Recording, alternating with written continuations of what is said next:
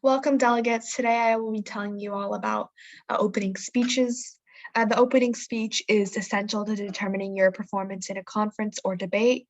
With an adequate opening speech, you will be stepping the right foot forward into having a successful debate. This speech serves as a first impression to other delegates and the chair, so it is crucial to use this short 30-second opportunity to speak to your advantage. A few things to remember is that your speech should not exceed 60 seconds. Do not use personal pronouns of any kind, and to address your country as the delegate of country X, and ensure that you address the honorable chair and your fellow delegates before you dive into your speech. Lastly, plagiarism of any kind is not tolerated at MUN at home.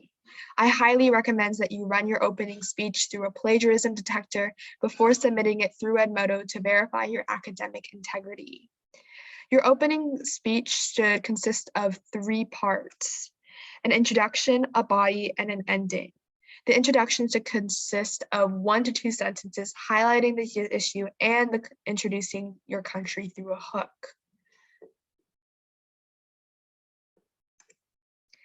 Let's take a look at this example. As seen in this example, the chair, delegates, and guests are greeted first and mentions the country they will be representing, Germany. The delegate then goes on by displaying a shocking statistic as their hook.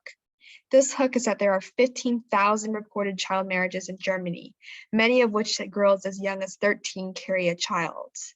This delegate then mentions another issue in addition to child marriage, which is equal pay regardless of gender. Please keep in mind that MUN at home debates only focus on one topic at a time. The delegate mentions a statistic regarding the issue of it and hopes to appeal to their emotions through it.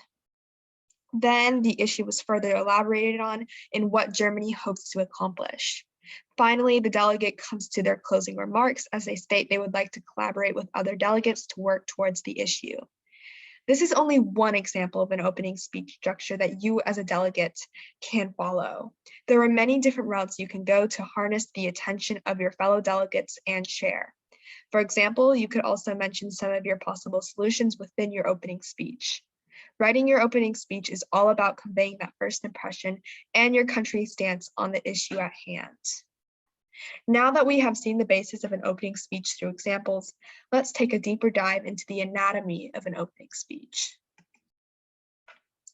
The first thing you should consider while writing your speech is an attention-grabbing start.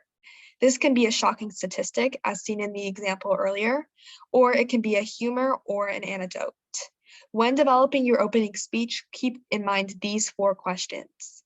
Feel free to pause here to view all of the questions on the same screen. I will now go in depth on these questions individually. Question number 1, why should people in this room follow the lead of your country, and how does your country have an interesting connection to the issue? For this question, you must find a way to make your country seem credible to the topic during the opening speech. It is also important to remain confident so that delegates know you are sure of what you are saying in your speech. Question number 2, what are the topics in the committee room, and how does your country take a stance on these issues with the role they play? You must make it clear what your country's intentions are and the stance, so that delegates with similar points of view can automatically ally with you. Question number 3, what sub-issue are you writing your resolution on, and how is your solution unique compared to other delegates? In a room with perhaps dozens or even hundreds of other delegates, you need to make your solution stand out from the crowd. And finally, question number 4, what are some statistics that relate to the issue, and better yet, the issue and your country? These statistics can be used not only in your opening speech, but throughout your conversations with delegates.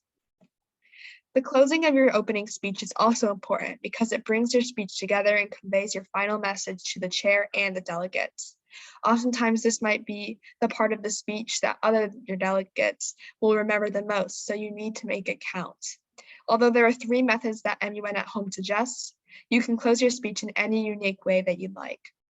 The first way that MUN at home suggests is a reference to the hook to tie the speech back together with a bow, per to speak. The second way that you may close your speech is humor, and to implement a joke into your speech while also getting your message across. You can also give a call of action to urge countries to work together to combat the issue. Some other tips and tricks that I have not mentioned yet is number 1, making it persuasive and memorable. Number 2, using the repetition and logic. Number 3, citing your sources.